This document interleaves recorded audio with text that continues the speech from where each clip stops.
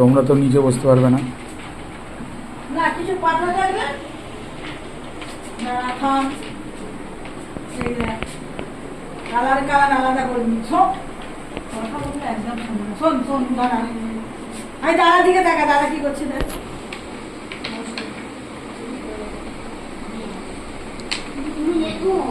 হ্যাঁ